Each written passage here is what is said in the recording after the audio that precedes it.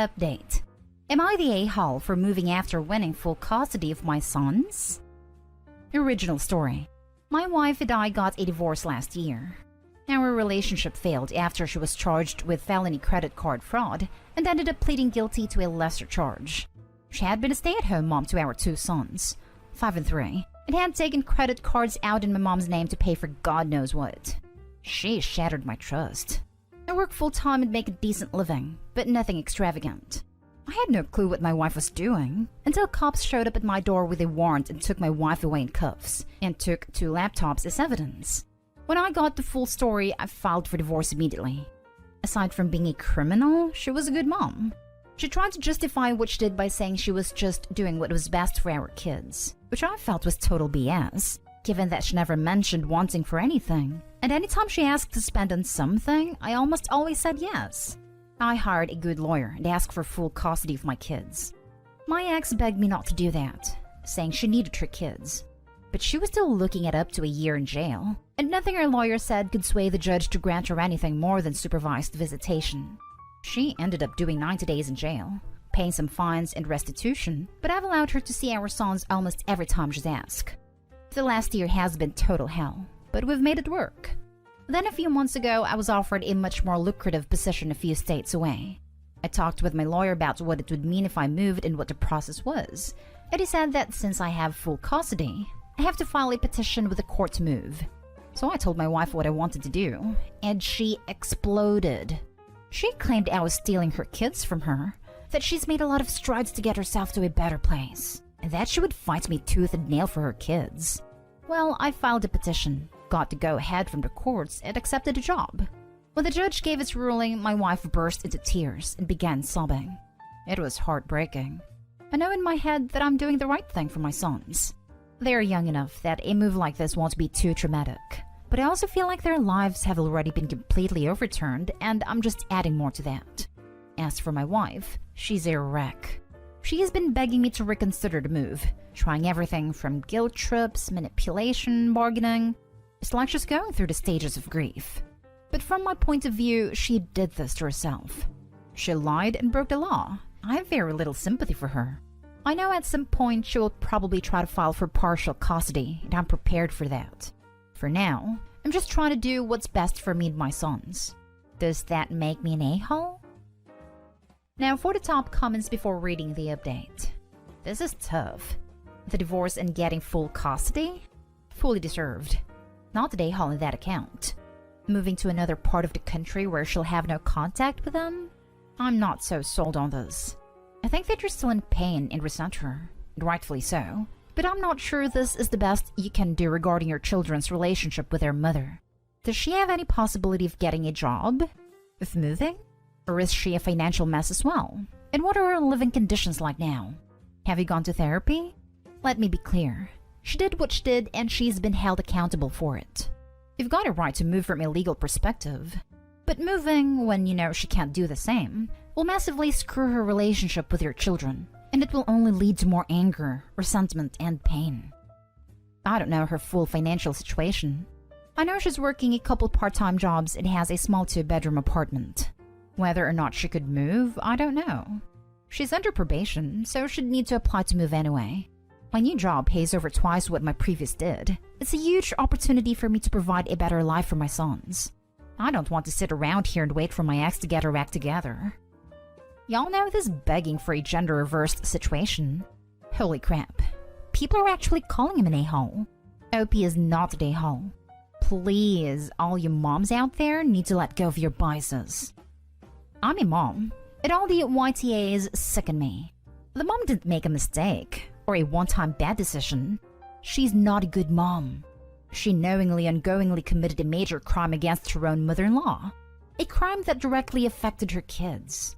Her willingness to do this, with no remorse, shows her character. A good mom doesn't choose clothes, makeup, and toys over her children.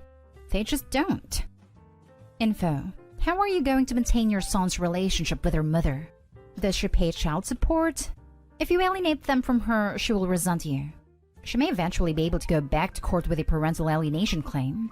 I'm reserving judgment. I haven't put too much thought into that part yet, But I do not intend on completely isolating them from her. If she can figure out a way to see them, I will not prevent that. I imagine holidays will be something we need to figure out as well. But like I said, I do not intend on preventing her from seeing our sons. She has court ordered to pay child support, but so far I haven't seen a dime, and I have a desk. Edit. Thank you to everyone who commented, even the ones who called me a heartless a-hole for taking my sons away from their mother. This post has given me a lot of perspective and I appreciate that. A couple things I want to clear up that I keep getting asked about that I wasn't able to include in my original post. 1. The area my sons and I live in is a smaller community. Not everyone knows everyone's small, but close. The crime my ex committed was news here as it was in the paper. People know about it. I get weird looks when I'm out in public. People have stopped inviting my sons to birthday parties, and I don't want my sons to be bullied and teased in school about their mother being a criminal. 2. I'm not going to permanently alienate my sons from their mother. I will make sure they are able to talk and FaceTime with her whenever they want. I will be the one who makes the drive back in order for them to see her until she is able to make arrangements to allow her to do so. I will continue to work with my ex to make sure she's included in things like birthdays and holidays. 3. I know my sons and I will all need therapy from this. There is no good mental health help available where my previous job is.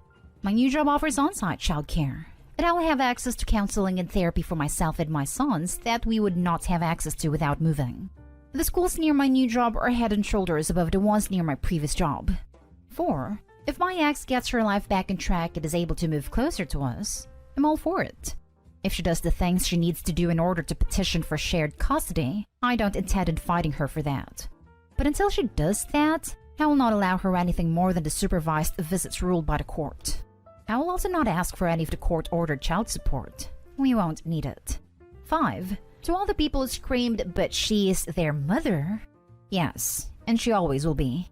And I remind my sons daily that their mom loves them very much, and that she wishes she can be with them like before. I am angry and resentful of my wife, but I work very, very hard to not let any of those feelings impact my sons and their relationship with their mom. And now for the update. I got a lot of people asking for an update on the situation, and since a few things have changed, I figured I would go for it. I did end up taking the new job and moved with my sons. We have been settling into our new lives quite nicely over the last month, and things have been going really well. My sons love the new house. They have made friends with some other kids their age in the neighborhood. My job has been going really well, and I really couldn't have hoped for things to go better than they have. I got both my sons into a great therapy program, and the three of us have also been doing counseling sessions together. My boys have been adjusting amazingly well, and I'm so happy and proud of how they've handled this. We've also made 2 trips back to see their mother, since she's still in the process of figuring out what she will be allowed to do in relation to her probation. We've also been doing many video calls a week with her. My sons still don't understand why their mom isn't here with us, but they do seem to grasp that this is going to be their new normal. In comparison with how well myself and my sons are adjusting, my ex is the complete opposite. She is still very angry with me and thinks I'm a complete a-hole. She's frustrated with the process of going through the courts to be allowed to move. She's frustrated that I'm not willing to drive our sons back to see her as often as she'd like. She feels she's being marginalized in their lives, and that I am pulling them away from her. When she was complaining about all of these during our last visit, I reminded her that all of those things are consequences of her own actions, and she blew up at me by saying I'm kicking her when she's already down. That I didn't need to take her sons away from her. I told her how well our sons are doing and how happy they are, and she should be proud of how strong and resilient they've been. She then started begging me to please move back so that she can be closer because she's not sure the courts will allow her to move, and the process is taking too long.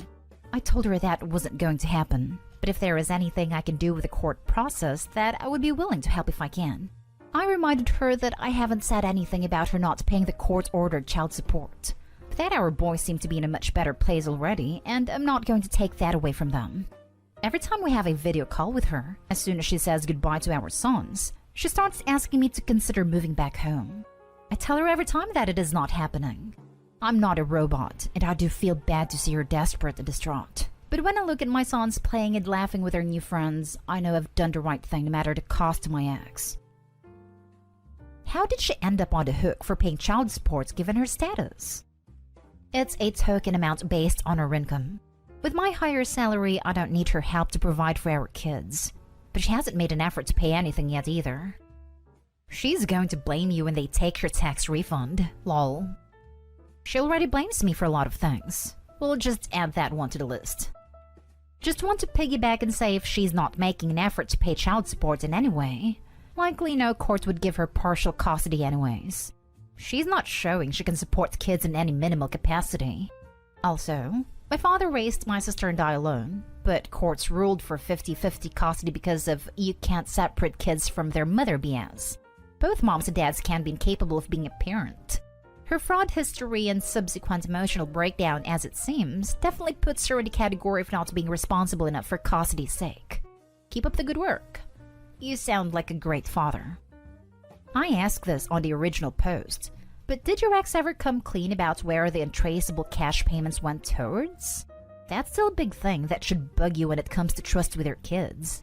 Encourage her to get therapy, and please pressure her into coming clean about that money, and get her to show evidence so she's telling the truth. She's made some vague statements about paying cash for designer clothes and other higher price items, but still not enough to count for all of it, and I still take most of what she tells me with a large grain of salt. That's concerning. Hopefully through counseling she might be able to get the courage to open up and admit where the rest of that money, your mom's money, went. This might just be me being paranoid, but if you don't believe she's telling you the whole truth, you might need to hold off on letting your kids see her if she gets the approval to move. That money could have gone to anything. Next story. Am I the a-hole for not wanting to pay for my fiancé's college debts? I've, third male, always been super careful with my own money. For most of my professional life, I earned a little more than a minimum wage and always kept my costs and lifestyle on low. I've been working since 16-year-old and never got a single debt in my name. Something I'm proud of. This past year, I got a very good job. I've been able to save a lot of money so I can finally buy my own house and stop renting. I've been dating her, 23 female, for 2 years, and I met her in one of my jobs at a college. She was a student there, and because of financial problems on her family, she had to quit college, leaving some debts behind. Her parents used to pay for her college. I've been living with her for 1 year now, and I pay for everything. Food, rent, etc.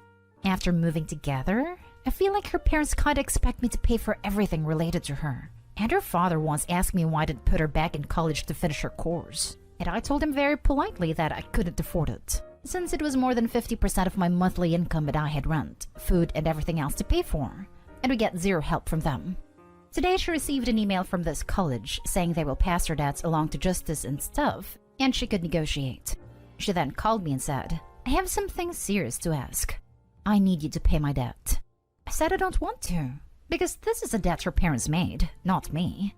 Also, her debt is almost 50% of everything I could save this past year, and it's a huge chunk of my savings. She is silent all day after that. Am I the a-hole here? Now for the comments. Not the a-hole. Run, dude. She's 23 and old enough to know how bills work. Run. I feel like he accidentally adopted her, rather than started a relationship. Right? Like, why isn't she working? Her father once asked me why I didn't put her back in college to finish her course. Is she your child or your partner? Info. Why is she paying nothing towards expenses? Yeah, agreed. This is so weird to me. Info. You pay for her food, rent, etc.? Where's her money going? Or is she just sitting around on her butt? Do not pay, and do not buy a house and let her take it over. Yes, at the moment, she has no job. She does most of the home stuff, cleaning, laundry, etc. Edit. I appreciate all your answers. Guess it's time to have the talk with her, and put all the cards on the table if we are really to get a future together. Last story is titled, Am I the a-hole for asking my wife if she's jealous of our daughter? My daughter is 15. She will be starting year 11 at school when the summer is over, and the school will be having a prom at the end of the year. My wife, 44 female and a senior accountant, was talking to our daughter about her own school leaving party. It wasn't called a prom back then in the UK, and she mentioned that she still owns the outfit she wore. She showed her a couple of pictures too. Later, when we were getting ready for bed, my wife noticed that her wardrobe was open. On closer inspection, she saw that the outfit she was discussing earlier was gone. She went into our daughter's room to see her wearing it and taking pictures of herself in the mirror. Obviously, having our daughter go into her wardrobe and trying on her things without asking was annoying, but I thought my wife's reaction was a little extreme. She asked, "What the hell do you think you're doing?" and demanded my daughter change out of it immediately. My daughter was almost in tears from how my wife spoke to her. I tried to speak to my wife about why she was so angry, but she just kept saying our daughter is not to touch her things without permission. I understand this, but I don't see why she's so enraged about it. My wife and daughter look very similar. They've even been called sisters in the past. Based on this, I asked if my wife felt jealous at seeing our daughter wear her dress. When I said this, she got even more upset and said she was going to sleep in our spare room. She isn't speaking to me today. Did I go too far with my comment? I'm just trying to figure out why my wife was so angry.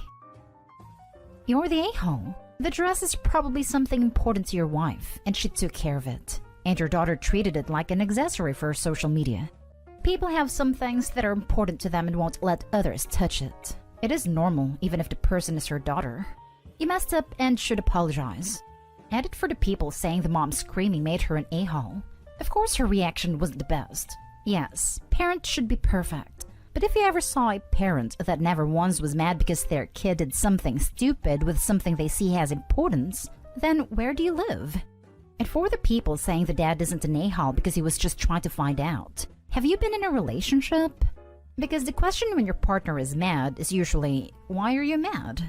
Not, are you crazy? Or something equivalent. Because a mother that is jealous of her daughter is crazy. Everyone sucks here. I think this is a story that would be told so differently from all 3 point of views.